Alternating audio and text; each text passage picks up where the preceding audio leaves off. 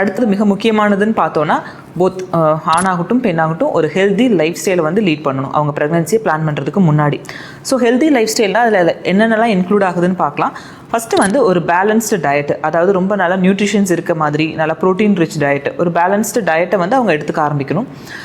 Unhealthy ஃபுட்டெல்லாம் கொஞ்சம் avoid பண்ணுறது வந்து கரெக்டாக இருக்கும் ப்ரெக்னன்சிக்கு பிளான் பண்ணுறதுக்கு முன்னாடி. நெக்ஸ்ட் வந்து வெயிட் மேனேஜ்மெண்ட்.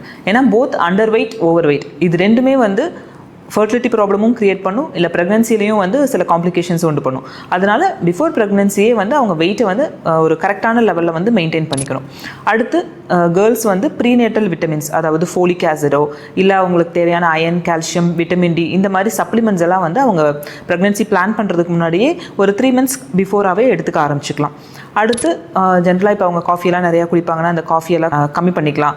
அப்புறம் ஜென்ஸ் வந்து கொஞ்சம் ஸ்மோக்கிங், ட்ரிங்கிங் இதெல்லாமே வந்து கட் ஆஃப் பண்ணிக்கணும். ஸோ இந்த மாதிரியான பழக்க வழக்கங்களையும் அவங்க வந்து கொஞ்சம் கரெக்ட் பண்ணிக்க வேண்டியது இருக்கும். அப்புறம் ஸ்ட்ரெஸ்ஸை கொஞ்சம் மேனேஜ் பண்ணிக்கணும். ஒர்க் ப்ரெஷர் எல்லாம் அந்த மாதிரி இருக்குன்னா அதையும் கரெக்ட் பண்ணிக்கணும். ஒரு எனஃப் ஸ்லீப், ஒரு நாளைக்கு ஒரு 8 மணி நேரமாவது தூங்கணும். ஸோ அப்போ வந்து இன்னுமே வந்து அவங்களோட லைஃப் ஸ்டைலை வந்து ஹெல்த்தியாக மெயின்டைன் பண்ண முடியும். அடுத்து கொஞ்சம் ஆக்டிவாக இருக்கணும். மாடரேட்டாக ஒரு எக்ஸசைஸ் ஒரு வீக்லி 3 times ஆகுது ஒரு ½ hour ஆகுது ஒர்க் அவுட் பண்ணுற மாதிரியோ இல்லை ஒரு சிம்பிள் வாக்கிங்.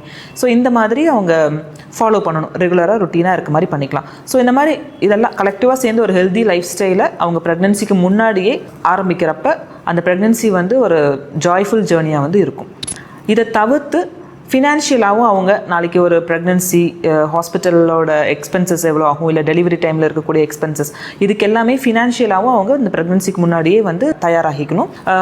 அது மட்டும் இல்லாமல் அவங்களுடைய இப்போ ஒர்க் பண்ணிட்டு இருக்காங்க அப்படின்னா அவங்களுடைய மெட்டர்னல் லீவ் எந்த மாதிரி பிளான் பண்ணுறது, ஸோ இதில் எல்லாமே வந்து அவங்க கொஞ்சம் ப்ரீ பிளானாக இருந்துக்கிறது பெட்டராக இருக்கும்.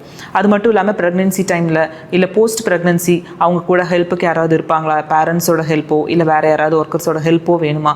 ஸோ இந்த மாதிரி ஒரு சில விஷயங்கள் எல்லாமே வந்து அவங்க ப்ரெக்னன்சிக்கு முன்னாடியே வந்து பிளான் பண்ணிக்கிட்டாங்க அப்படின்னா அந்த ப்ரெக்னன்சி வந்து ஒரு ஹெல்த்தியான ப்ரெக்னன்சியாக இருக்கும். ஏன்னா ஸ்ட்ரெஸ் இல்லாமல் கொண்டு போகலாம். அந்த பேபியோட க்ரோத்துமே வந்து ஒரு ஹெல்தி க்ரோத்தாக இருக்கும்.